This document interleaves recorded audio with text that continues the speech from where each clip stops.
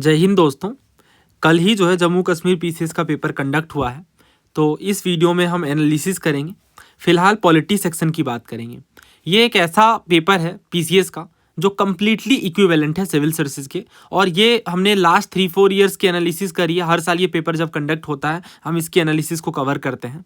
उस टाइम पे मैंने हमेशा कहा है कि अगर इसके किसी भी एक क्वेश्चन को सिविल सर्विसेज के किसी प्रीलिम्स पेपर के साथ मिक्स कर दिया जाए तो कभी भी नहीं पता चलेगा कि ये सिविल सर्विसेज का या स्टेट पीसीएस का। So by far we can say that it is exactly similar to civil services. So what you have to do is you just have to pause the video and then you have to attempt it by yourself and then you have to continue the video. So the first question is this. Polity में जितने भी question हैं ये the best question है, because इसमें अगर थोड़ी सी भी मिस्टेक होगी सो यू विल लूज और you can say that you will definitely gonna negative. पहला क्या कह रहे हैं इसमें कि पार्लियामेंट के पास अथॉरिटी है कि वो लॉज बना सकते हैं एंटायर टेरिटरी ऑफ इंडिया के लिए या फिर किसी एक पार्ट के लिए। दूसरा ये कहा जा रहा है स्टेट लेजिस्लेचर जो है वो एंटायर स्टेट या भी किसी एक पार्ट के लिए लॉज बना सकते हैं। तीसरा ये कि पार्लियामेंट किसी भी स्टेट लिस्ट के सब्जेक्ट को नेशनल लेजिस्लेशन में डिक्लेयर कर सकते हैं। और चौथा ये कि राज्यसभा डिक्लेयर कर सकते हैं किसी भी सब्जेक्ट को फ्रॉम स्टेट लिस्ट कि ये नेशनल इंटरेस्ट के हैं, एक रेजोल्यूशन लाकर जो 2/3 मेजोरिटी से पास हो रहा है ऑफ इट्स टोटल मेंबरशिप। अगर हम देखें पीवाईक्यूज, क्या इससे कोई ट्रेसेबल पीवाईक्यूज है, तो ये देखिए CAPF 2020 में ये क्वेश्चन पूछा गया था। इसमें ये पूछा जा रहा है आपसे, even in the sphere state list exclusively reserve for states parliament can legislate on certain circumstances. भले ही ये जो है स्टेट लिस्ट में जो है वो स्टेट्स के लिए है, बट स्टिल पार्लियामेंट जो है वो सर्टेन सर्कमस्टेंसेस में कानून बना सकती है, लेजिस्लेट कर सकती है। दूसरा ये कि पार्लियामेंट किसी भी सब्जेक्ट को जो स्टेट लिस्ट के हैं किसी भी सर्कमस्टेंसेस में लेजिस्लेट नहीं कर सकती हैं। तीसरा ये कि अगर 2/3 मेंबर प्रेजेंट एंड वोटिंग है और रेजोल्यूशन को सपोर्ट कर रहे हैं तो राज्यसभा एक लॉ को पास कर सकती है स्टेट लिस्ट के अंदर भी। तो देखिए यहाँ पे जो पहला कह रहे हैं कि स्टेट लिस्ट जो स्टेट्स के लिए एक्सक्लूसिवली रिजर्व है, क्या पार्लियामेंट कानून बना सकती है, तो ये बात बिल्कुल सही है। भले ही ये स्टेट लिस्ट के सब्जेक्ट स्टेट्स के लिए हैं, लेकिन पार्लियामेंट कुछ सर्टेन कंडीशन, जैसे अगर कुछ कंडीशंस हैं, जैसे पहला कंडीशन ये है कि अगर राज्यसभा जो है रेजोल्यूशन पास कर देती है 2/3 मेजोरिटी के साथ जो प्रेजेंट एंड वोटिंग है, देन उस केस में हम देखते हैं कि ये पार्लियामेंट के हिसाब से ये नेसेसरी हो जाता है कि वो स्टेट लिस्ट के मैटर्स में लॉ बनाए, और ये हो रहा है नेशनल इंटरेस्ट में, यानी राष्ट्र के हित में। ठीक है। या कई बार नेशनल इमरजेंसी के केस में हम देखते हैं कि पार्लियामेंट जो है स्टेट लिस्ट के सब्जेक्ट में कानून बना सकती है। कई बार 2 या 2 से ज़्यादा स्टेट्स जो है वो अगर रिक्वेस्ट करते हैं पार्लियामेंट को तो भी उस केस में स्टेट लिस्ट में लेजिस्लेशन कर सकती है पार्लियामेंट अंडर आर्टिकल 252। और इसके बाद अगर कोई इंटरनेशनल एग्रीमेंट है, ट्रीटी है या कोई कन्वेंशन है, तो इस चीज़ का भी हिसाब अगर हम देखें तो पार्लियामेंट उस केस में भी स्टेट लिस्ट में कानून बना सकती है। तो इस तरीके से पहला हो जाता है सही, और दूसरा यहाँ पे गलत है क्योंकि पहला सही है। और तीसरा कह रहे हैं कि अच्छा, तीसरा में अगर आप ध्यान से देखें, प्रेजेंट एंड वोटिंग की बात की जा रही है ना, तो ये आर्टिकल 249 में देखिए, जो काउंसिल ऑफ स्टेट है यानी जो राज्यसभा है, has declared by resolution supported by not less than 2/3 of the member present and voting that is necessary or expedient in the national interest that parliament should make laws with respect to any matter enumerated in the state list specified in the resolution. It shall be lawful for parliament to make laws for the whole or any part of the territory with respect to that matter. आसान शब्दों में बोले तो अगर Rajya Sabha 2/3 majority जो member present और voting है उनके साथ किसी रेजोल्यूशन को पास करती है तो उस केस में स्टेट लिस्ट के कानून पर पार्लियामेंट लॉ बना सकती है। यहां इन्होंने कहा 2/3 majority of its total membership, ये इस स्टेटमेंट को बनाता है गलत, है ना। और ये एक ऐसा क्वेश्चन है जो एक्सट्रीमली कैची होते हैं ऐसे क्वेश्चंस, मीन्स आपको लगेगा कि हाँ मैंने ये क्वेश्चन अटेम्प्ट किया है और सही अटेम्प्ट किया है ना। कई बार ऐसा होता है बिकॉज ये बहुत ही माइनर डिटेल है। टोटल मेंबरशिप को बस रिप्लेस कर दिया इन्होंने प्रेजेंट एंड वोटिंग के साथ। अच्छा, टोटल मेंबरशिप और मेंबर प्रेजेंट एंड वोटिंग में क्या डिफरेंस है वो भी ब्रीफली समझ लीजिए। देखिए, टोटल मेंबरशिप मतलब क्या है कि राज्यसभा या लोकसभा में कितने टोटल मेंबर है ना, जैसे राज्यसभा में अगर 245 है टोटल, लोकसभा में है 543, तो इसके बेस पे जो है वो हमें देखना है अगर टोटल मेंबर की बात होगी तो। बट जब मेंबर प्रेजेंट एंड वोटिंग की बात की जाएगी तो केवल उन्हें देखना है जिन्होंने सेशन अटेंड करा है और उस टाइम पे वोट भी कास्ट करा है। फॉर एग्जाम्पल अगर 200 मेंबर प्रेजेंट है तो इनका 2/3 हमें देखना है ना, 200 का 2/3 अप्रोक्स ये 134 आएगा, ठीक है। तो 134 वोट्स रिक्वायर्ड होंगे रेजोल्यूशन को पास करने में, है ना, इतना सिंपल है ये। तो दोनों चीज़ें अलग हैं, क्योंकि ये 245 में आप 2/3 निकालोगे तो अलग हिसाब आने वाला है, बट यहाँ हम 200 में निकालेंगे। क्यों? क्योंकि टोटल मेंबरशिप की बात नहीं है, मेंबर प्रेजेंट एंड वोटिंग की बात है। 4 गलत है और 4 को एलिमिनेट करेंगे।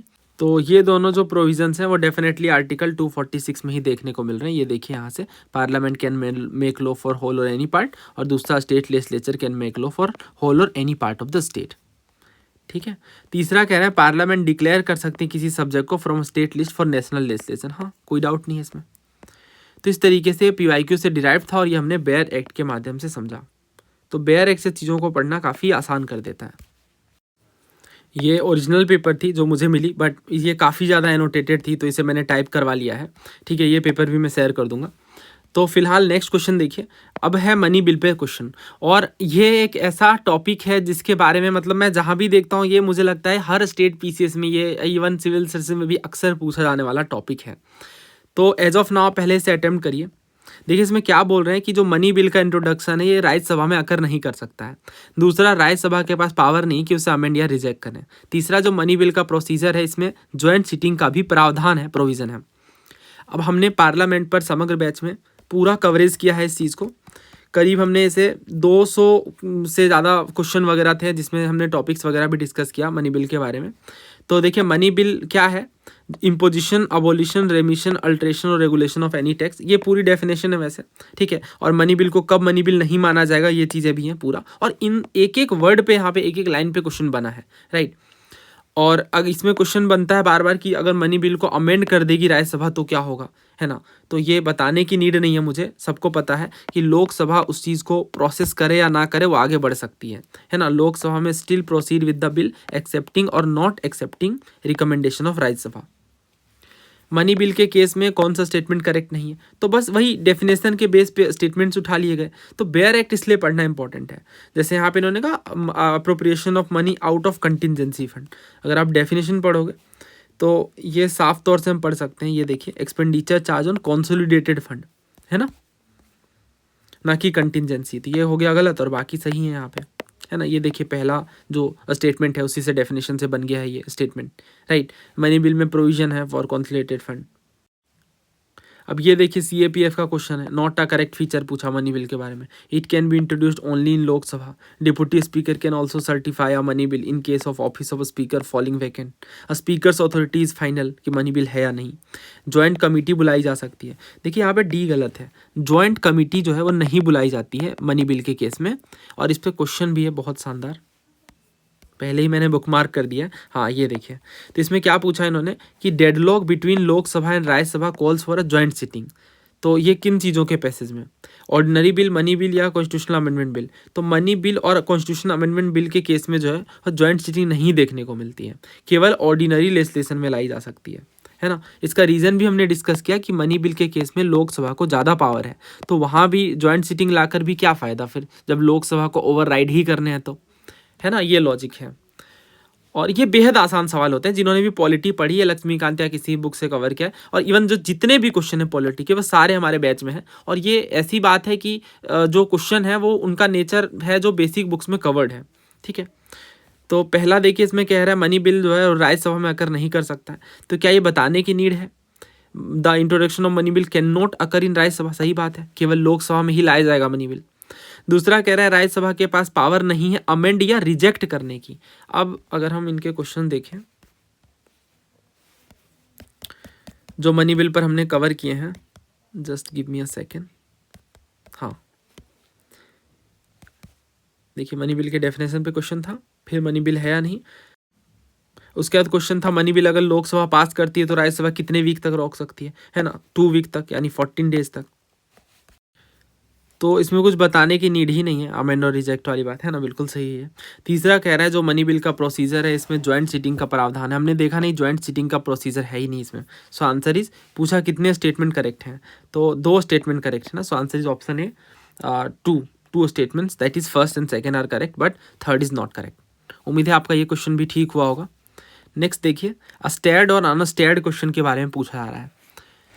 पहला कह रहा है जो स्टेयर्ड क्वेश्चन है ये ओरली आंसर इनका देना है। दूसरा, ये स्टेयर्ड जो क्वेश्चन होते हैं उन्हें रिटन फॉर्म में बताना होता है।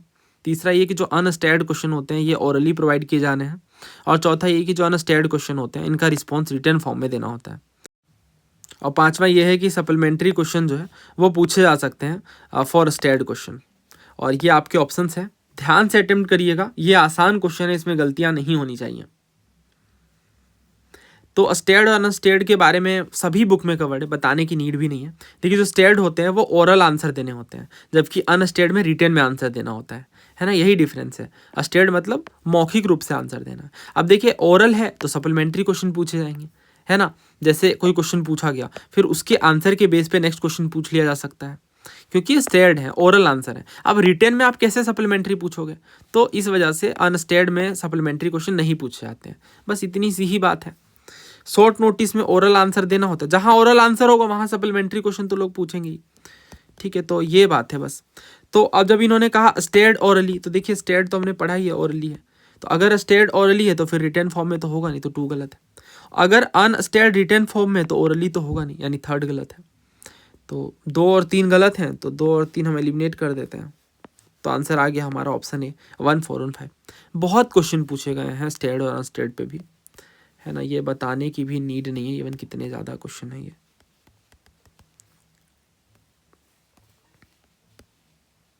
ये हमने पूरा अलग से कवर किया। स्टेयर्ड क्वेश्चन क्या होते हैं, इसमें ओरल आंसर जो रिक्वायर्ड होता है, और स्टेयर्ड क्वेश्चन क्या होता है, वो क्वेश्चन जो मिनिस्टर को पूछे जाते हैं बट उन्हें रिटन में आंसर देना होता है, और इनमें जो है वो 15 डेज का नोटिस दिया जाता है to ask such question and no supplementary question can be asked, ठीक है। फिर शॉर्ट नोटिस क्वेश्चन होते हैं, और क्वेश्चन आवर, ये कोरम वगैरह, ये टर्म्स वगैरह हमने कवर किया है।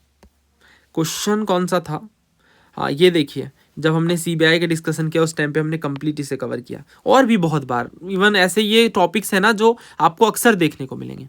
जब कोई एमपी जो है वो डिजायर करते हैं ओरल आंसर को मिनिस्ट्री से, तो किस तरह क्वेश्चन सूटेबल है। ओरल आंसर चाह रहे हैं तो कौन सा, स्टेयर्ड, है ना, और इसके बाद अगर रिटर्न में चाहते तो unstarred, as simple as that. Okay, now let's move to the next question.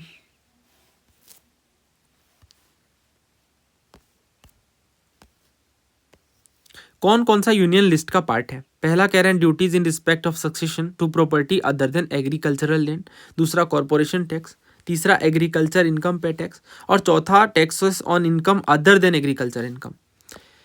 तो अब इसके लिए पीवाईक्यूज कुछ कवर करते हैं। ये सीडीएस का क्वेश्चन है। स्टेट लिस्ट के अकॉर्डिंग जो 7th शेड्यूल में है, स्टेट्स के पास जुरिडिक्शन है एग्रीकल्चर लैंड का किन सब्जेक्ट से रिलेटेड। एग्रीकल्चर इनकम पे, जो एग्रीकल्चर लैंड का सक्सेशन हो रहा है उसके रिस्पेक्ट में जो ड्यूटीज़ हैं। तीसरा जो एस्टेट ड्यूटी लगाई जाती है एग्रीकल्चर लैंड में। तो देखिए जब बात आती है एग्रीकल्चरल लैंड की ना, तो स्टेट्स के हाथों में जिम्मे है, ठीक है। तो इस तरह से यहाँ पे आंसर बनता है ऑप्शन डी। तीनों ही जो है यहाँ पे सही है। तो ये बहुत अच्छे से आपको विद क्लैरिटी समझना है कि एग्रीकल्चर इनकम पे जो टैक्स लगेगा ये स्टेट लिस्ट के अंदर स्टेट के जिम्मे है ना। इवन जो स्टेट ड्यूटी है जो एग्रीकल्चर लैंड पे लगाई जाएगी वो भी स्टेट लिस्ट का ही पार्ट है, या एग्रीकल्चरल लैंड पे जो सक्सेशन के रेस्पेक्ट में जो ड्यूटीज़ होंगी यानी जो टैक्सेस होंगे वो भी स्टेट लिस्ट का ही पार्ट है। तो अगर हमें पता है कि जो एग्रीकल्चरल इनकम पे टैक्स लगेगा ये स्टेट का है, स्टेट का हक है ना कि यूनियन का, तो 3 को हम हटा देंगे, और 3 को हम हटाएंगे तो 2 ऑप्शन भी हट जाएंगे। जो इनकम है other than agricultural income, definitely ये यूनियन लिस्ट का पार्ट है। So answer is option C 1, 2 and 4। बहुत ही सूझबूझ के साथ ये क्वेश्चन फ्रेम किया गया है। सो आंसर इज ऑप्शन सी।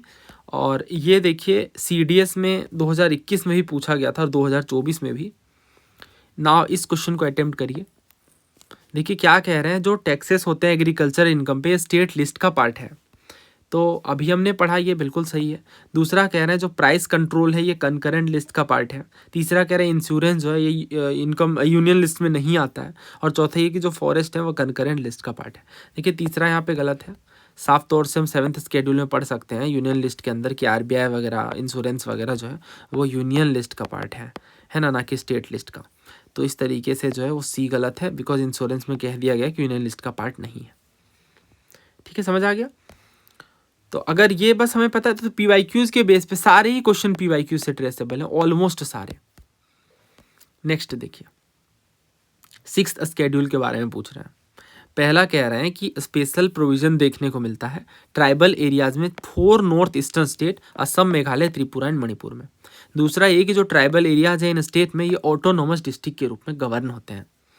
अगर आपको ध्यान हो तो मैंने आपको कैसे याद करवाया सिक्स्थ स्केड्यूल को कि ये एक एटीएम मशीन के जैसा है ना, जिसमें असम, त्रिपुरा, मेघालय और मणिपुर नहीं है। क्यों? क्योंकि इस एटीएम में मनी ही नहीं है, पैसे ही नहीं है ना, ये ट्रिक हमने बनाई है। तो मणिपुर की जगह मिजोरम है, यहीं पे कन्फ्यूजन होता है, तो ये मणिपुर कह दिया गया, ये गलत है। ठीक है, पहला गलत है यहाँ पे। और अगर हम देखें तो इस पर क्वेश्चन ना जाने कितनी बार पूछा गया है, ये आप साफ तौर से देख सकते हो। CDS का क्वेश्चन 2015 का, इसमें आपसे पूछ रहे हैं कि जो सिक्स्थ स्केड्यूल है हमारा, इसमें कौन सा स्टेट शामिल नहीं है ना, तो इस एटीएम में मनी नहीं है, so answer is option B Manipur. और भी क्वेश्चन है, इवन ये देखिए CDS 2016 का क्वेश्चन है ये, इसमें आपसे पूछा जा रहा है कि सिक्स्थ स्केड्यूल में कौन कौन से स्टेट शामिल है, तो हमें पता है ना कि मणिपुर जो है वो शामिल नहीं है, राइट। मणिपुर जब शामिल नहीं है तो ये ऑप्शन हट गया। इसके अलावा देखिए ये ऑप्शन भी हट गया और ये भी हट गया, है ना, असम, मेघालय, त्रिपुरा और मिजोरम। सो आंसर इज ऑप्शन ए। तो ये तो हो गई पहले स्टेटमेंट की बात। तो पहला तो गलत है, तो हमारे 2 ऑप्शन हट जाते हैं। दूसरा कह रहे हैं कि जो ट्राइबल एरियाज है इन स्टेट में ये ऑटोनोमस डिस्ट्रिक्ट के रूप में गवर्न होते हैं। अब ऑटोनोमस डिस्ट्रिक्ट पे मैं आपको क्वेश्चन दिखाता हूँ। देखिए ये UPPCS का है, जुडिशियरी का। देन ये देखिए CDS में पूछा गया ऑटोनोमस डिस्ट्रिक्ट काउंसिल के बारे में 2016 में।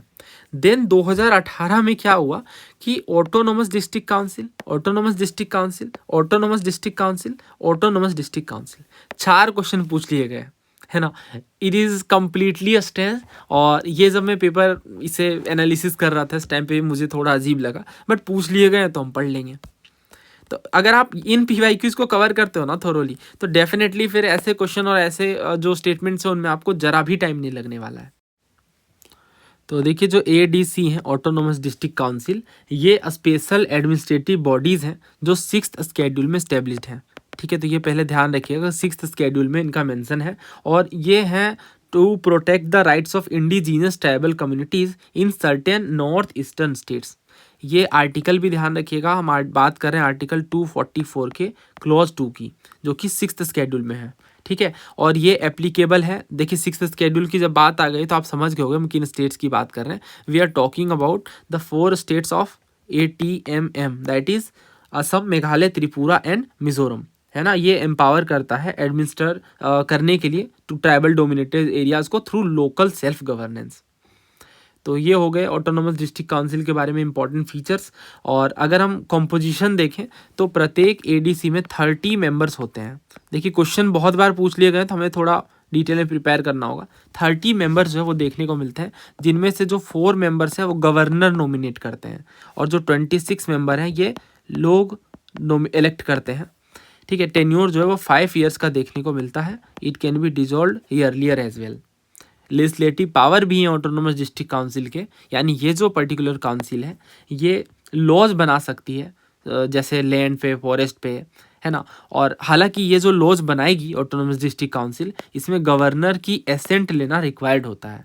इवन ऑटोनोमस डिस्ट्रिक्ट काउंसिल के पास जुडिशियल पावर्स भी होते हैं, यानी ये विलेज कोर्ट को सेटअप कर सकती है ताकि जो डिस्प्यूट्स हैं among the tribals they can resolve it.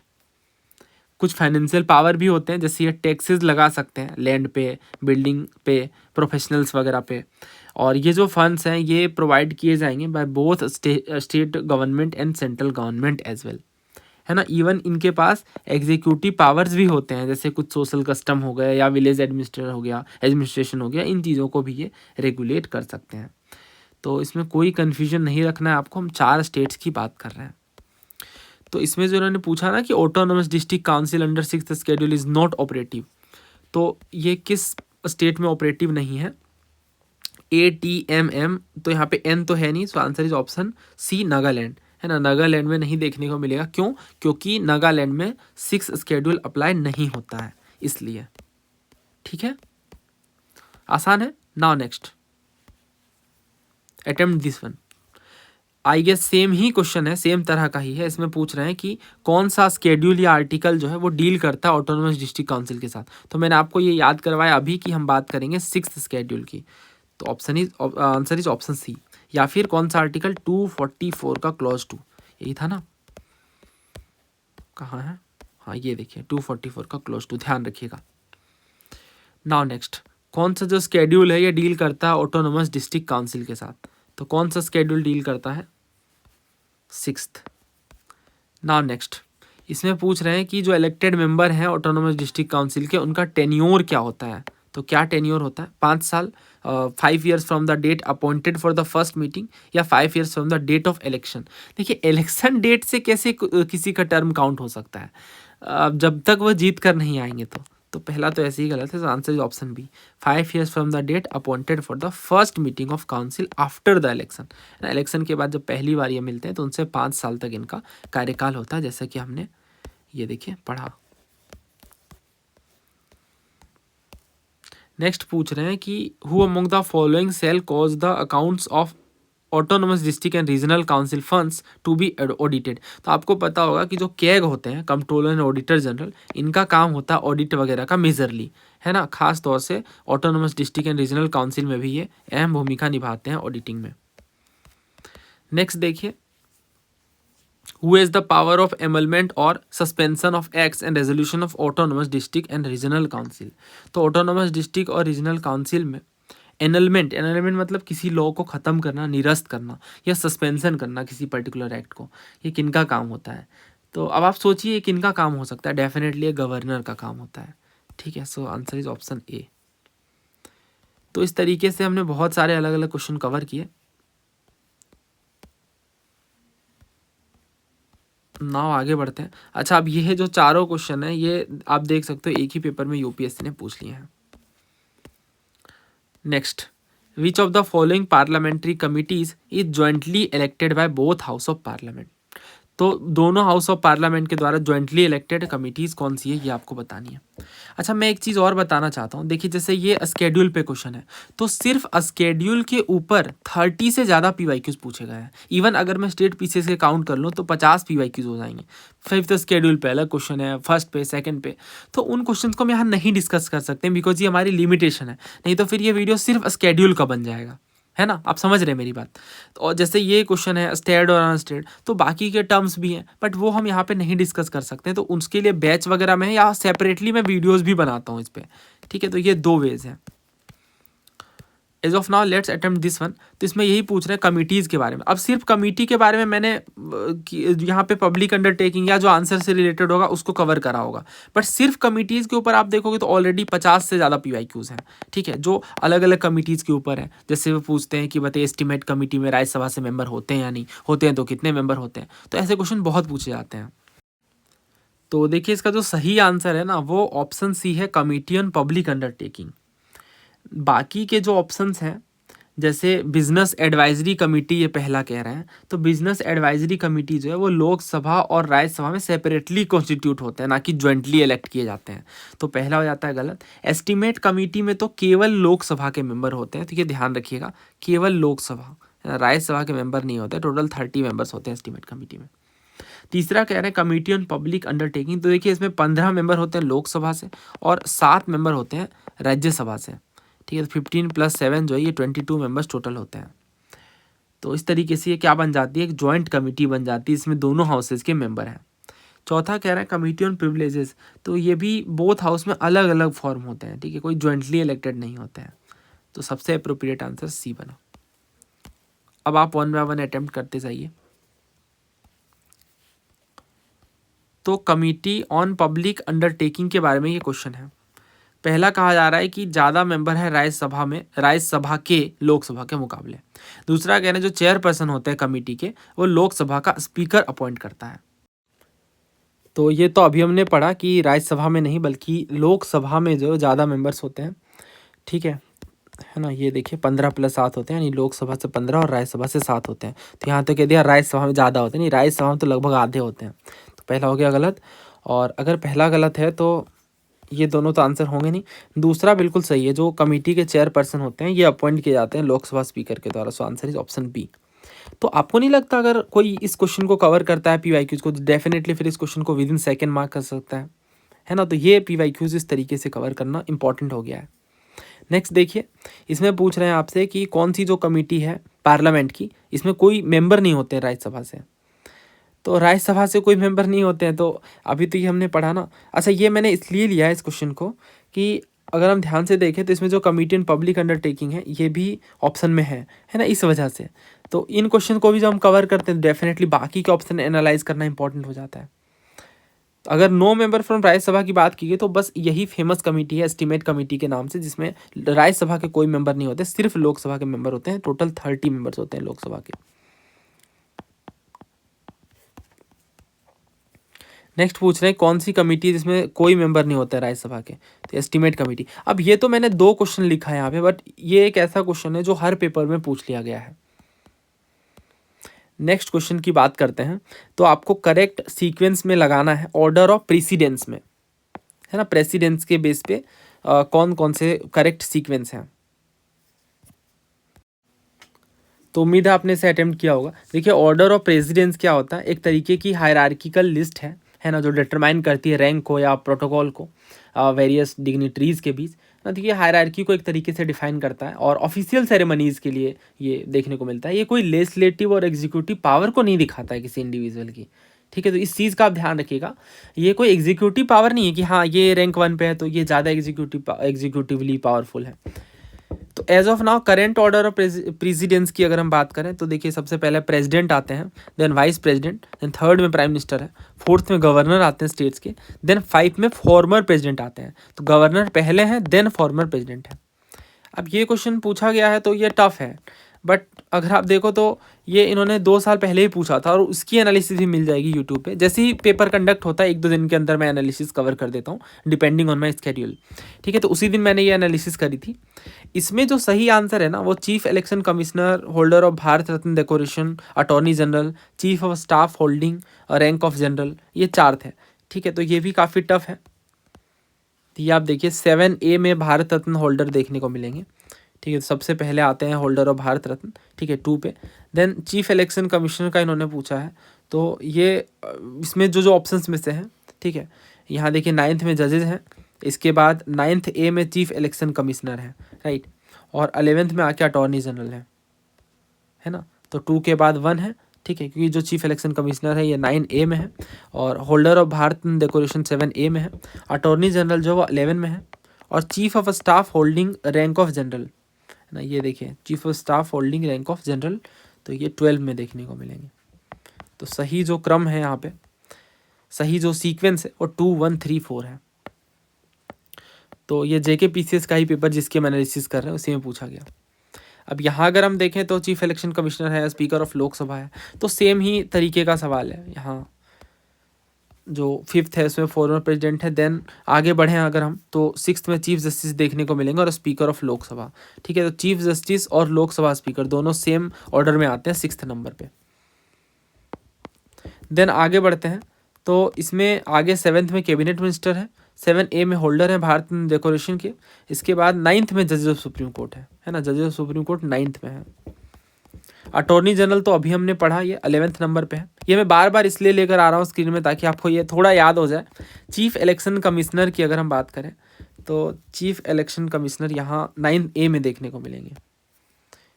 At least 2 तो रिपीट हो गए ना, 1 और 4 वाले तो रिपीट हुए ना 2 साल के पेपर से, तो काफ़ी क्लैरिटी मिल जाएगी अगर ये दोनों आपको याद है तो, राइट। तो इस तरीके से PYQs हेल्प करते हैं। अब तो आंसर आपके सामने है, खैर बताने की नीड नहीं है। 2 आएगा, देन 3 आएगा, देन 1 आएगा, देन 4, है ना। सो आंसर इज ऑप्शन ए।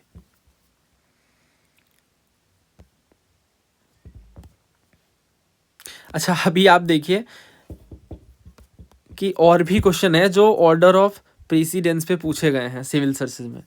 जैसे ये क्वेश्चन देखिए, इसमें आपसे पूछना है कि किनकी रैंक हाईएस्ट है ना। तो 4th में हमने देखा ना कि गवर्नर है, और 5th में फॉर्मर प्रेसिडेंट है, ठीक है। और ये स्पीकर और डिप्टी प्राइम मिनिस्टर तो काफ़ी बाद में देखने को मिलेंगे। जैसे ये देखिए जो स्पीकर हैं वो आगे चल करके हमें यहाँ 6th में देखने को मिलते हैं, राइट। और इसी तरीके से हम आगे बढ़ते हैं तो 8th में हमें चीफ मिनिस्टर देखने को मिलते हैं आउटसाइड देयर रिस्पेक्टिव स्टेट, और गवर्नर होते हैं आउटसाइड देयर रिस्पेक्टिव स्टेट, ठीक है। तो अब फॉर्मर प्राइम मिनिस्टर जो है ये हमें 7th में देखने को मिलेंगे।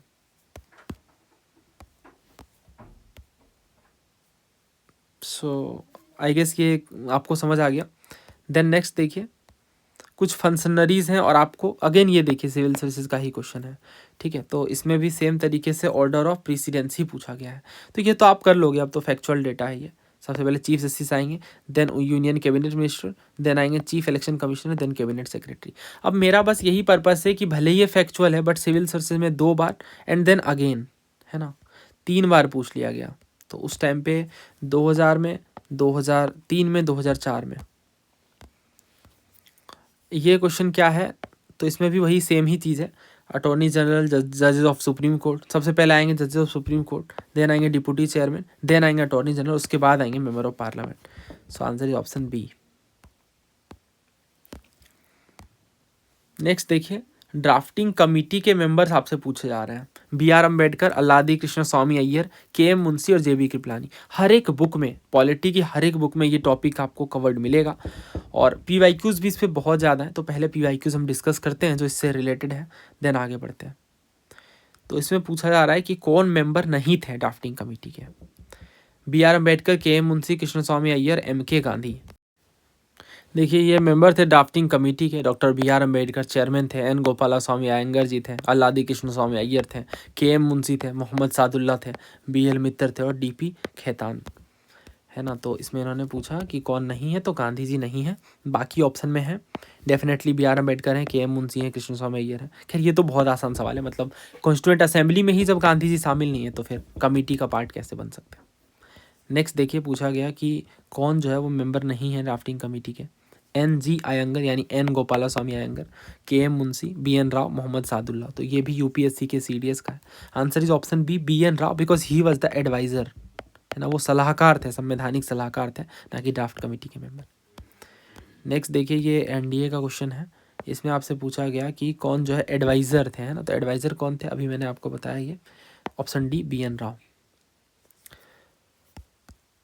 KM मुंशी किससे रिलेटेड है, बहुत रिसेंट का ये क्वेश्चन है ना। KM मुंशी किससे रिलेटेड है, तो ये रिलेटेड है कॉन्स्टिट्यूशन ड्राफ्ट बिल के साथ, है ना, क्योंकि ड्राफ्टिंग कमेटी के मेंबर है। आंसर इज ऑप्शन बी, बाकी के ऑप्शन डेफिनेटली इररिलेवेंट है।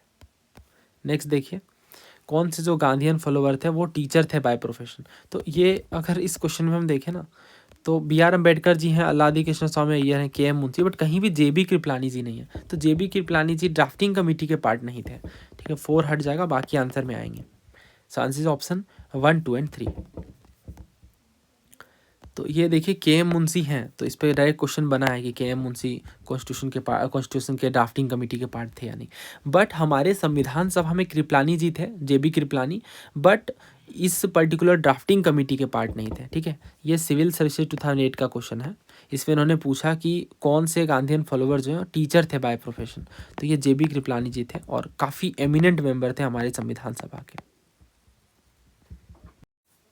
एक और इम्पॉर्टेंट फैक्ट ध्यान रखिएगा JB कृपलानी जी के बारे में, कि जब हमारा देश आज़ाद हो रहा था 1947 में, उस टाइम पे ये कांग्रेस के प्रेसिडेंट थे, ठीक है। तो ये क्वेश्चन पूछा जाता है। और इनकी वाइफ के बारे में पता ही होगा हमें, सुचेता कृपलानी जी के विषय में। ये फर्स्ट वीमेन चीफ मिनिस्टर थी किसी भी इंडियन स्टेट की, तो ये बहुत बड़ी बात है। और क्विट इंडिया मूवमेंट में काफ़ी अहम योगदान था सुचेता कृपलानी जी का। और हमारे संविधान सभा में भी इवन एक एक्टिव मेंबर थी। इन्होंने वंदे मातरम गाया फर्स्ट सेशन में हमारे इंडियन कॉन्स्टिट्यूएंट असेंबली में। और वीमेन राइट और सोशल जस्टिस के लिए जानी जाती हैं। तो उत्तर प्रदेश की ये फर्स्ट चीफ मिनिस्टर है, या फिर इंडिया के किसी भी स्टेट की फर्स्ट फीमेल चीफ मिनिस्टर, है ना, first women chief minister. Next देखिए, कैग के बारे में पूछा जा रहा है। पहला कह रहे हैं कि ये हेड होते हैं इंडियन ऑडिट और अकाउंट डिपार्टमेंट के।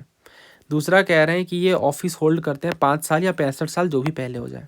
तीसरा कह रहे हैं इनकी जो ड्यूटी है वो है कॉन्स्टिट्यूशन को अपहोल्ड करने की और पार्लियामेंट के लॉज को अपहेल्ड करने की in the field of financial administration.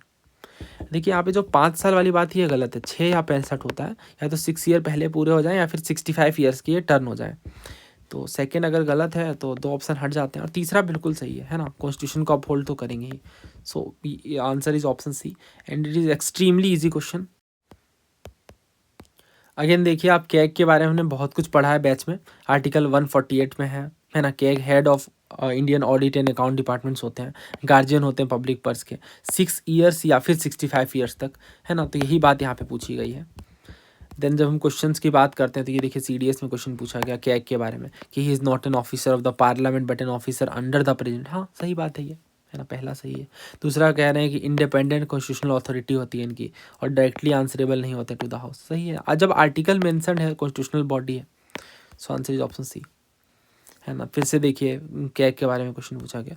बहुत सारे क्वेश्चन हैं, हम यहाँ कवर नहीं कर सकते हैं, सिर्फ कैग के ऊपर ही 25-30 क्वेश्चन कवर करना पॉसिबल यहाँ पे नहीं है एज ऑफ नाउ। आगे बढ़ते हैं। अब देखिए ये कमिटीज़ के बारे में, Balwant Rai Mehta committee, Ashok Mehta committee, LM Singhvi और संथानम कमेटी। इसमें पूछ रहे हैं कि कौन कौन सी कमेटी जो है पंचायती राज से जुड़े हुए हैं, ओनली 1, ओनली 2, ओनली 3 या फिर ओनली और या फिर ऑल 4। देखिए इसमें जो संथानम कमेटी है ना, ये पंचायती राज से नहीं जुड़े हुए हैं। ये कुछ कमिटीज़ हैं जो पंचायती राज इंस्टीट्यूशन से जुड़े हुए हैं। बलवंत राय मेहता कमेटी है 1957 में, अशोक मेहता कमेटी है 1977 में, हनुमंथा राव कमेटी है 1983 में, देन GV राव कमेटी आती है 1985 में, देन इसके बाद हमें LM सिंघवी कमेटी देखने को मिलती है 1986 में, सरकारिया कमीशन है सेंट्रल स्टेट काउंसिल में 1983 में, very very important, PK Thungon committee 1989 में, देन हरलाल सिंह खर्रा कमेटी है 1990 में। तो ये इवोल्यूशन है पंचायती राज इंस्टीट्यूशन का। तो ये जो संथानम कमेटी इन्होंने दिया है, ये देखिए ये गलत है, बिकॉज ये CVC यानी सेंट्रल विजिलेंस कमीशन से जुड़े हुए हैं। जो संथानम कमेटी है उसी के रिकमेंडेशन पे हमारे देश में विजिलेंस कमीशन सेटअप होता है, तो ये पंचायती राज से नहीं जुड़े हुए हैं, तो ये गलत है।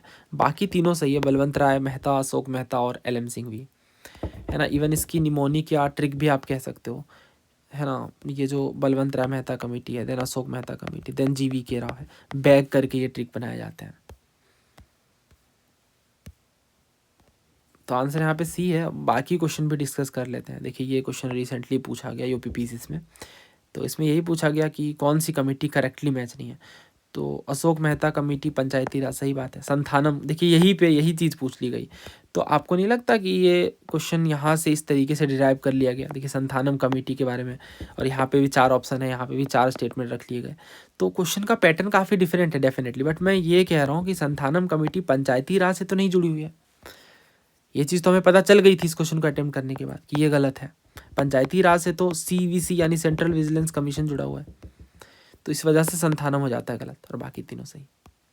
अब देखिए कल को अगर ये पूछ लें दांत वाला कमेटी के बारे में डायरेक्ट क्वेश्चन, तो फिर कोई स्ट्रेंज बात नहीं होगी। कौन सा क्वेश्चन रह गया,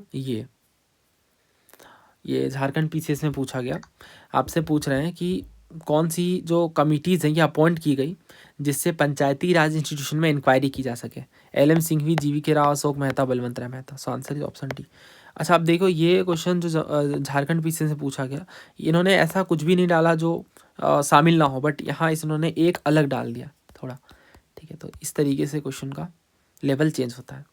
इसमें तो क्रोनोलॉजिकल ऑर्डर ही पूछ लिया गया है, तो ये आपके सामने है लिस्ट, है ना। जो GV राव है ये देखने को मिलती है 1985 में, LM सिंघवी जो है ये है 1986 में, बलवंत राय मेहता कमेटी 1957 में, ये तो फर्स्ट है, याद रहती है। अशोक मेहता 20 साल के बाद 77 में, ठीक है।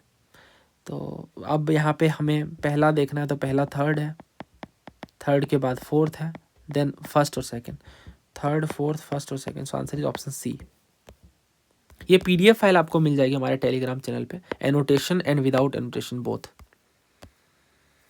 नेक्स्ट देखिए, कंसोलिडेटेड फंड ऑफ इंडिया में कौन कौन से एक्सपेंडिचर जो है वो चार्ज किए जाते हैं। पहला कह रहे हैं जो लोकसभा स्पीकर के सैलरी और एलोवेंसेज होते हैं, दूसरे राज्यसभा चेयरमैन के जो सैलरी और एलोवेंसेज होते हैं, तीसरे जो जजेस ऑफ सुप्रीम कोर्ट और हाई कोर्ट के सैलरीज एलोवेंसेज और पेंशन होते हैं, चौथा salaries allowances and pension of chief election commissioner. तो ये डिस्कस करने से पहले कुछ PYQs कवर करते हैं। देखिए इसमें पूछा जा रहा है कि कौन कौन से जो एक्सपेंडिचर हैं कंसोलिडेटेड फंड ऑफ इंडिया में चार्ज किए जाते हैं, तो ये UPSC APFC का क्वेश्चन है। अब अगर आप ये देखो तो इस तरीके के बहुत सारे क्वेश्चन हैं, है ना। ये देखिए CAPF में पूछा गया कि बताइए कौन जो है वो कंसोलिडेटेड फंड ऑफ इंडिया में चार्ज किए जाते हैं, है ना। सिमिलर क्वेश्चन हम देखते हैं CAPF में भी कि कौन सा चार्ज नहीं किया जाता है कंसोलिडेटेड फंड ऑफ इंडिया में। देन अगेन हम देखते हैं इसी तरह का सवाल है, सिमिलर सा ही। देन ये क्वेश्चन है कि ठीक है, तो कुल मिलाकर वही है, वन बाय वन डिस्कस करते हैं। देखिए कंसोलिडेटेड फंड ऑफ इंडिया जो हमें पता है ये मोस्ट इंपॉर्टेंट गवर्नमेंट फंड है और सर्टेन एक्सपेंडिचर जो है इस पर चार्ज किए जाते हैं, यानी जो भी एक्सपेंडिचर चार्ज किए जाएंगे कंसोलिडेटेड फंड ऑफ इंडिया में, इसका मतलब होता है कि they are not subject to vote in parliament, है ना, इन पर केवल डिस्कशन हो सकता है, वोटिंग नहीं हो सकती है पार्लियामेंट में। तो ये मेजर बात है और इस पर रिलेटेड PYQs रिसेंटली पूछा भी गया था, वो भी हमने रिवाइज किया था। पहला कह रहे हैं the debt charges for which the government of India is liable. ये बात सही है, जो भी इंटरेस्ट पेमेंट होते हैं, जो भी रीपेमेंट होते हैं लोन्स का, ये रेज किए जाते हैं जो भी गवर्नमेंट के द्वारा, वो चार्ज एक्सपेंडिचर होते हैं, है ना, यानी इन पर डिस्कशन नहीं होगा पार्लियामेंट में, that means they are part of consolidated fund of India. दूसरा कह रहे हैं कि जो एम्यूलमेंट्स और जो एलेवेंसेज होंगे प्रेसिडेंट के या अदर एक्सपेंडिचर, तो ये भी बात सही है, ठीक है, it is also included in या it is also charge in consolidated fund, तो यहाँ पे पहला और दूसरा जो है वो सही है। तीसरा कह रहे हैं salaries allowances and pension payable to और इन रिस्पेक्ट टू जजेस ऑफ सुप्रीम कोर्ट। तो जो सैलरीज अलावेंसेज और जो पेंशन होते हैं जजेस ऑफ सुप्रीम कोर्ट के, ये भी कंसोलिडेटेड फंड में चार्ज होते हैं, तो आंसर थर्ड भी यहाँ पे शामिल होगा। चौथा कह रहा है सैलरीज और allowances of the chairman and deputy chairman of Rajya Sabha and the speaker of and deputy speaker of Lok Sabha, ये भी सही है, ये भी इंक्लूडेड होता है। तो आंसर यहाँ पे ऑप्शन बी है 1, 2, 3 एंड 4। अब इस क्वेश्चन में देखिए CAPF वाले क्वेश्चन में, तो इसमें जो कंसोलिडेटेड फंड ऑफ इंडिया के बारे में सेम ही तरीके का क्वेश्चन है, emolument and allowances of the president, है ना, तो अभी ये हमने पढ़ा, राइट। सैलरीज, तो ये चीज़ आर्टिकल 112 में हम देखते हैं कि जो प्रेसिडेंट की सैलरी है या अदर रिलेटेड एक्सपेंडिचर जो है वो सारा कंसोलिडेटेड फंड में चार्ज होता है। और दूसरा कह रहे हैं salaries and allowances of chairman and deputy chairman of the council of state and speaker and deputy speaker of house of people, तो ये भी देखिए सही है, जो सैलरीज और अलावेंसेज होते हैं वो चार्ज किए जाते हैं कंसोलिडेटेड फंड ऑफ इंडिया में, है ना, जिससे एग्जीक्यूटिव से इंडिपेंडेंस रहे जुडिशरी को। तीसरा कह रहे हैं debt charges for which the government of India is liable, तो ये अभी हमने देखा ना, ये देखिए debt charges for government of India is liable, तो काफ़ी ज़्यादा रिपीटिशन होता है actually, so correct answer is B. Now next, ये अटेम्प्ट करिए। पहला कह रहे हैं कि अच्छा नॉट भी चार्ज पूछ रहे हैं, emolument and allowances of the president and other expenditure. दूसरा debt charges for which the government of India is liable, आप समझ गए होंगे, सिमिलर ही सवाल है। Any sum required to satisfy any judgement decree or award or of any court, the sum required to meet expenditure incurred in natural calamities. CAPF 2010 का question है।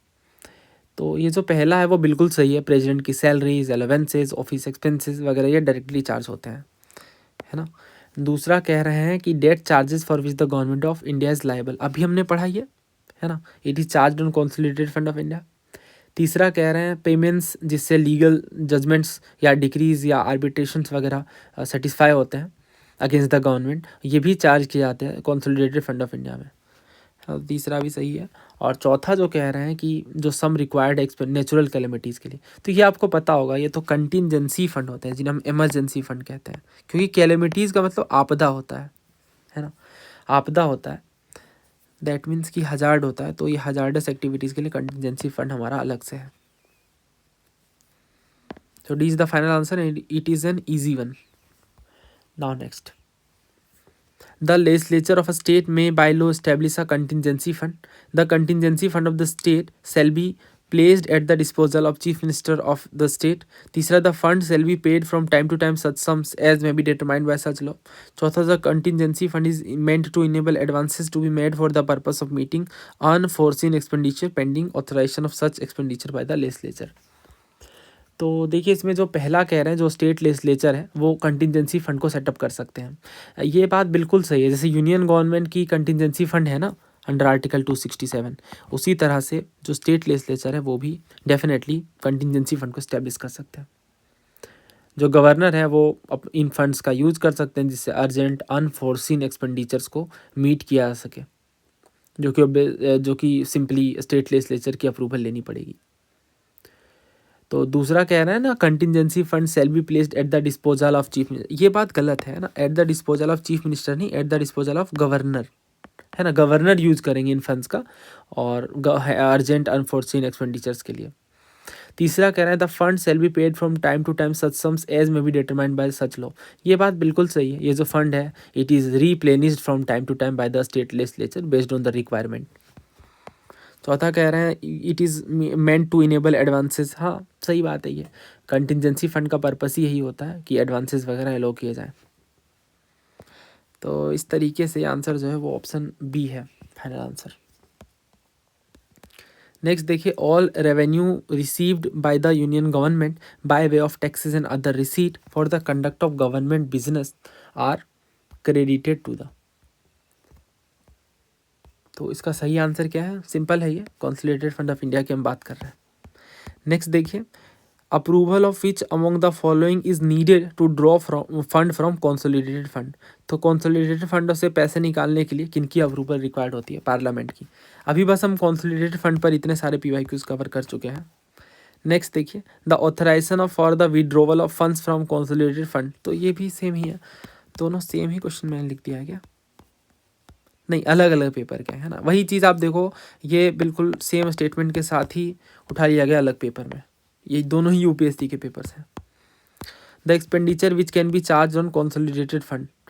Discuss और वोटिंग हो सकती है इनकी, डिस्कस किया जा सकता है बट वोट नहीं किया जा सकता। अभी मैंने बताया ना, डिस्कशन सिर्फ हो सकता है, ठीक है, तो कोई कन्फ्यूजन इसमें नहीं होना चाहिए। नेक्स्ट देखिए, which one of the following duties is not perform by CAG. अच्छा, ये कैग वाला क्वेश्चन है, बट ये भी जुड़ा है कंसोलिडेटेड फंड ऑफ इंडिया के साथ। तो कैग का काम वही है, ऑडिट करना और रिपोर्ट करना एक कंसोलिडेटेड फंड के एक्सपेंडिचर को। तो नेक्स्ट क्वेश्चन देखिए, इसमें पूछ रहे हैं कि हाई कोर्ट के जजेस की जो सैलरी और अलावेंसेस होते हैं किस पे चार्ज होते हैं। तो देखिए, जो कंसोलिडेटेड फंड होते हैं स्टेट के, इसमें चार्ज होते हैं, ठीक है, सैलरीज और अलावेंसेस। सो आंसर यहाँ पे ऑप्शन बी है। एक और इम्पॉर्टेंट बात हमें यहाँ पे समझनी है, जो सैलरीज और एलेवेंसेज होते हैं हाई कोर्ट के जज के, वो तो स्टेट की कंसोलिडेटेड फंड में चार्ज होते हैं, बट जो पेंशन होता है वो स्टेट में नहीं बल्कि कंसोलिडेटेड फंड ऑफ इंडिया में चार्ज होता है, ठीक है, तो ये ध्यान रखिएगा। अच्छा, इसका रीज़न क्या है फिर कि कंसोलिडेटेड फंड ऑफ इंडिया में क्यों चार्ज किए जाते हैं पेंशन्स वगैरह? तो देखिए, इसका रीज़न ये है कि जो जजेस होते हैं उनकी अलग अलग स्टेट्स में पोस्टिंग होती हैं, है ना, तो फिर कि कौन सा स्टेट डिसाइड करे कि consolidated fund of India, consolidated fund of state से पेंशन दी जाए। इस वजह से जो हाई कोर्ट के जजेस का पेंशन होता है, नहीं मैं लिख देता हूँ, इस पर क्वेश्चन हालांकि पूछा गया है, हम कवर भी करेंगे, पेंशन ऑफ हाई कोर्ट जजेस। लॉजिक बस याद रखिएगा, आपको समझ आ जाएगा। मैं बस ये कह रहा हूँ, हाई कोर्ट जजेस की अलग अलग स्टेट में पोस्टिंग होती है ना, इस वजह से जो पेंशन है वो कवर किया जाता है कंसोलिडेटेड फंड ऑफ इंडिया में। नाउ नेक्स्ट, अब ये तो क्वेश्चन है सुप्रीम कोर्ट के ऊपर, है ना, यानी जुडिशरी का ये क्वेश्चन है, बट बस ये जो स्टेटमेंट है ना, जो ये बात की गई है कि कंसोलिडेटेड फंड ऑफ लेजिस्लेचर में चार्ज किए जाते हैं जज ऑफ सैलरी, बस इस वजह से मैंने इस क्वेश्चन को लिया है। थर्ड स्टेटमेंट का डिस्कशन हमारे लिए बहुत इंपॉर्टेंट है। तो ये बात तो बिल्कुल सही है ना, प्रेसिडेंट ऑफ इंडिया कंसल्ट करते हैं चीफ जस्टिस ऑफ इंडिया को। और तीसरा भी बिल्कुल सही है ना, consolidated fund of legislature does not have to vote, है ना, जब बात आती है सैलरी ऑफ जजेस की। तो दूसरा गलत है। दूसरा क्यों गलत है? सुप्रीम कोर्ट जजेस can be remove by chief justice of India only, साफ तौर से गलत है। और चौथा भी कह रहे हैं all appointment of officer and staff of supreme court are made by government only after consulting chief justice, है ना, गलत है ये सब। आंसर जो है यहाँ पे ऑप्शन ए है 1 और 3। इसका डिस्कशन हमने डिटेल में किया हुआ है जुडिशरी वाले टॉपिक में। अब ये जो क्वेश्चन था, the parliament can not enlarge the jurisdiction of supreme court as its jurisdiction is limited to that conferred by the constitution. दूसरा ये कह रहे हैं जो ऑफिसर्स और सर्वेंट हैं सुप्रीम कोर्ट और हाई कोर्ट के, ये अपॉइंट किए जाते हैं by concern chief justice and the administrative expenses are charge on consolidated fund of India. बेहद शानदार है स्टेटमेंट, सेकंड खास तौर से। तो देखिए, आर्टिकल 229 जब हम पढ़ेंगे ना,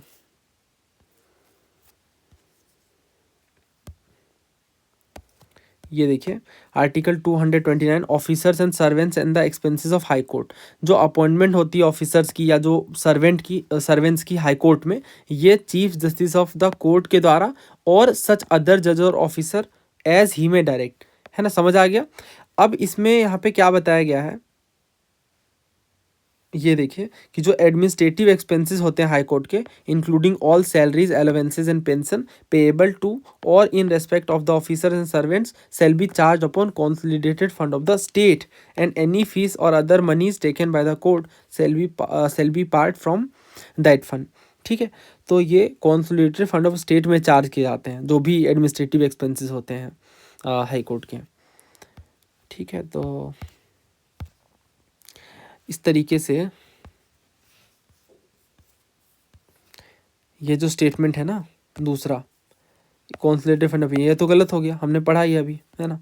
और पहला जो है पार्लियामेंट कैन नॉट एनलार्ज, ये तो साफ तौर से गलत है। पार्लियामेंट क्यों नहीं एनलार्ज कर सकती है, जुरिडिक्शन को बढ़ा सकती है। So answer is option D, neither one nor two. Next देखिए, इसमें आपसे पूछा जा रहा है कि बताइए किसे कंसोलिडेटेड फंड ऑफ इंडिया में चार्ज नहीं किया जाता है। Salaries and allowances of chief justice of India, salaries and allowances of controller and auditor general, salaries and allowances of prime minister, salaries and allowances of the chairman of union public service commission यानी UPSC. तो chief justice के salaries allowances definitely CFI का part है ना। Controller auditor general के भी salaries allowances CFI का part है। तीसरा यहाँ पे देखिए नॉट पार्ट है ना, तो प्राइम मिनिस्टर के जो सैलरी अलाउंसेस हैं ये पार्ट नहीं है कंसोलिडेटेड फंड का। यूपीएससी के भी सैलरीज और अलाउंसेस हैं, यूपीएससी के चेयरमैन के, ये भी जो है वो पार्ट है। तो यही मेजरली हमें समझना है। जैसे अगर हम सैलरीज और अलाउंसेस देखें प्रेसिडेंट के, तो आर्टिकल 112 के क्लोज 3 में देखने को मिलेंगे कि ये सीएफआई का पार्ट है ना। ऐसे ही चेयरमैन और डिप्टी चेयरमैन राज्यसभा के, सेम अगर हम लोकसभा में देखें तो स्पीकर और डिप्टी स्पीकर, है ना, आर्टिकल 112 में ही देखने को मिलेंगे। इवन सुप्रीम कोर्ट के जजेस, है ना, हाई कोर्ट के भी जजेस और कंट्रोलर ऑडिटर जनरल, ये सभी जो है वो कंसोलिडेटेड फंड ऑफ इंडिया में चार्ज किए जाएंगे, इनके जो एक्सपेंडिचर्स हैं। और डेट रिलेटेड पेमेंट भी होते हैं, जैसे interest payment on loans, loan पे जो इंटरेस्ट पेमेंट होगा गवर्नमेंट का, हमने पढ़ा ना ये देखिए कहाँ है, this one, the debt charges for which the government, तो ये भी होगा कंसोलिडेटेड फंड ऑफ इंडिया में। तो ध्यान से समझिए मैं जो बता रहा हूँ, जितने भी डेट चार्जेस हैं for which the government of India is liable including the interest payment on loan, sinking fund charges या रिडेम्पशन चार्जेस, ये भी कंसोलिडेटेड फंड ऑफ इंडिया का पार्ट है। और कुछ स्टेट्यूटरी एक्सपेंडिचर्स भी होते हैं, जैसे कोई भी sum required to satisfy any judgement, decree, award, है ना।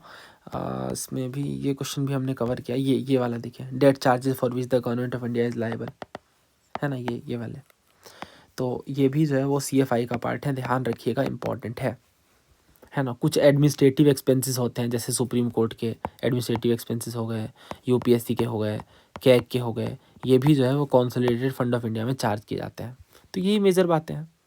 अब इनमें मेजर बात और भी कुछ हैं, जैसे कंसोलिडेटेड फंड ऑफ इंडिया में जो एक्सपेंडिचर्स हैं इनमें वोटिंग रिक्वायर्ड नहीं होती है ना, बस डिस्कशन हो सकता है, पहली बात। दूसरी बात ये है कि जो हाई कोर्ट के एडमिनिस्ट्रेटिव एक्सपेंसेस हैं वो कंसोलिडेटेड फंड ऑफ स्टेट पे चार्ज किए जाएंगे, ना कि कंसोलिडेटेड फंड ऑफ इंडिया में, है ना, दूसरी बात। तीसरी बात ये है कि जितने भी अदर गवर्नमेंट एक्सपेंडिचर हैं इनमें पार्लियामेंट्री अप्रूवल लगेगी, है ना। क्यों? क्योंकि ये कंसोलिडेटेड फंड ऑफ इंडिया में चार्ज नहीं किए जाते हैं, अगर किए जाएँ तो फिर अप्रूवल नहीं लगेगी। तो ये डिफरेंस है, राइट। तो ये इंपॉर्टेंट बातें हैं जो, अगर ये आपको बहुत अच्छे से समझ आया तो इस क्वेश्चन को अटेम्प्ट करिए, बेहद शानदार क्वेश्चन है। अगेन सेम ही बोल रहे हैं, कौन सा मैंडेटरी एक्सपेंडिचर नहीं है on consolidated fund of India. Debt charges for which government of India is liable, अभी हमने पढ़ा कि ये कंसोलिडेटेड फंड ऑफ इंडिया में चार्ज किए जाते हैं। ये एक बार मैं ये लिस्ट बनवा ही देता हूँ क्योंकि कन्फ्यूजिंग है थोड़ा, तो अगर आप ये एक बार समझ लें तो आसान हो जाएगा। आर्टिकल 112 के क्लोज 3 में ये देखने को मिलेगा, है ना। सबसे पहले जो हाई कॉन्स्टिट्यूशनल अथॉरिटीज़ होते हैं उनकी बात करते हैं। इनमें कौन कौन शामिल है, जैसे सबसे पहले प्रेसिडेंट है ना, इसके अलावा स्पीकर हैं और डिप्टी स्पीकर हैं,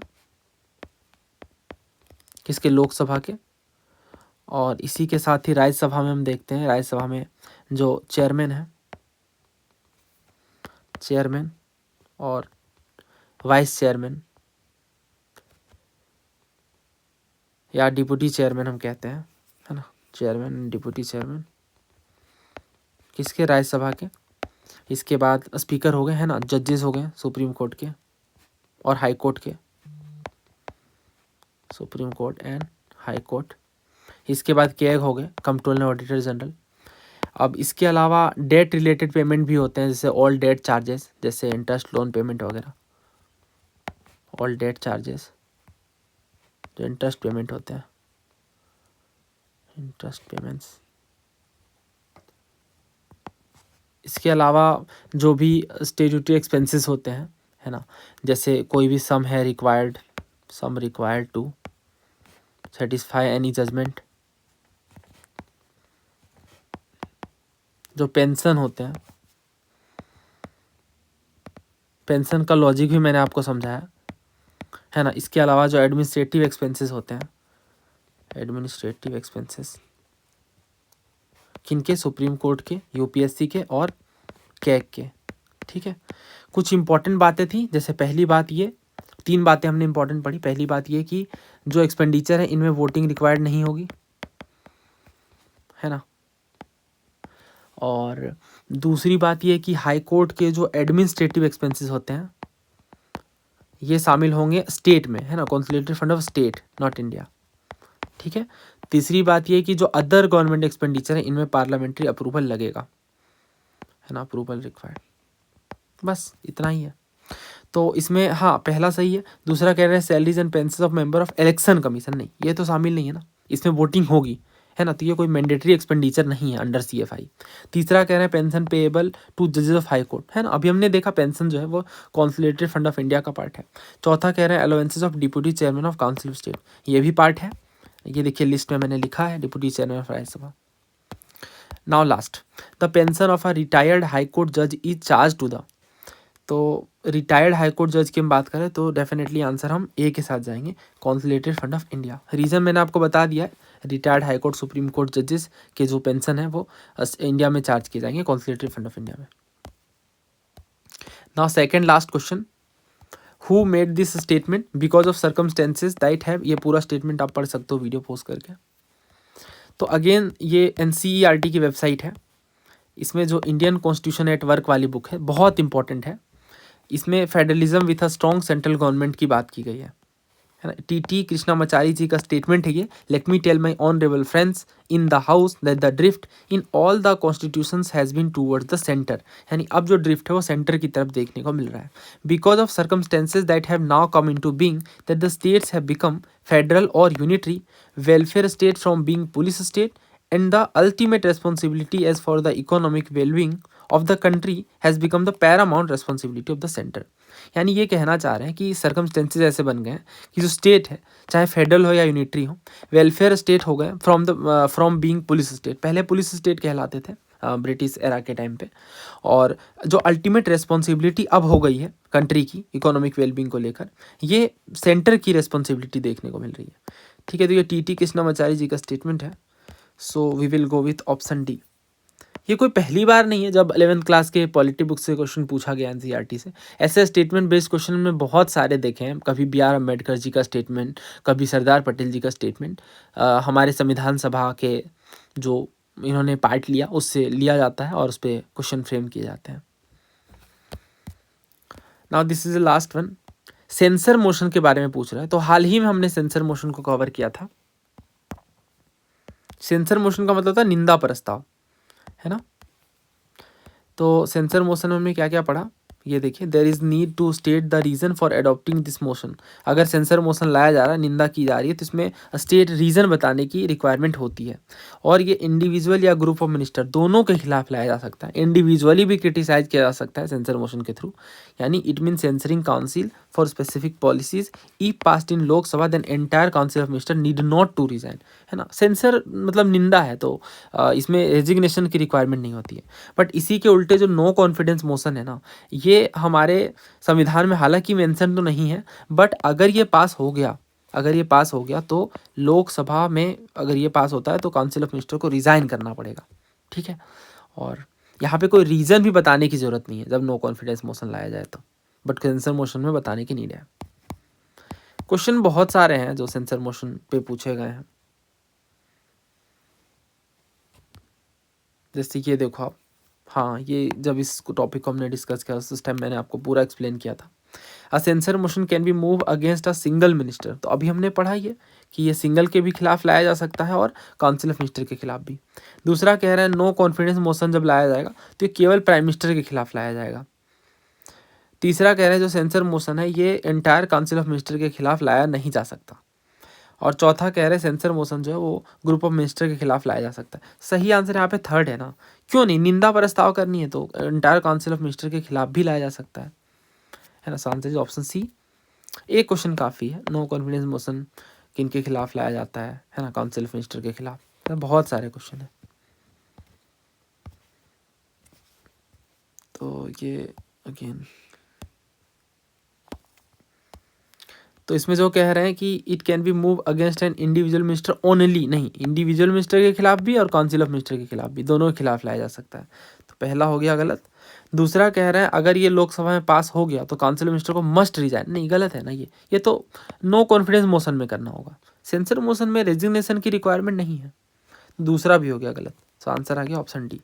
तीसरा बिल्कुल सही है, रीज़न बताने की नीड होगी अगर लोकसभा में सेंसर मोशन लाया जाता है तो, है ना। तो यहाँ पे हमने पॉलिटी के क्वेश्चन कवर किए। और इसी तरीके से अगर आप टॉपिक वाइज PYQs कवर करना चाहते हैं तो हमारी बैच आपकी हेल्प कर सकता है, क्योंकि बैच में इसी तरीके से हम सारे ही टॉपिक वाइज, जैसे अभी मैंने कहा ना कोई भी टॉपिक है, पार्लियामेंट है तो उसी पे 250-300 PYQs ऐसे, तो हर एक टॉपिक पे कवरेज मिल जाएगी। इसके अलावा सारा NCERTs हमने कवर किया है। NCERTs से भी डायरेक्ट क्वेश्चन आते हैं जैसे हमने देखा, तो उससे भी आपकी काफ़ी हेल्प हो जाएगी। और इसके अलावा जो भी कंप्लीट प्रिपरेशन में रिक्वायर्ड है सिविल सर्विसेज या स्टेट PCS के लिहाज से, वो सब कुछ कवर्ड है। ज़्यादा डिटेल्स के लिए ये हमारे नंबर हैं, यहाँ से आप व्हाट्सएप करके या टेलीग्राम के माध्यम से ज़्यादा जानकारी ले सकते हैं। और बैच प्राइवेट है तो वेबसाइट और ऐप तो है हमारे, बट वो आपको बैच डायरेक्टली शो नहीं करेगा, ये आपको एनरोलमेंट लेने के बाद ही जो है वो कोर्सेज शो करते हैं। तो जल्दी मिलते हैं नए वीडियो में। थैंक यू, जय हिंद।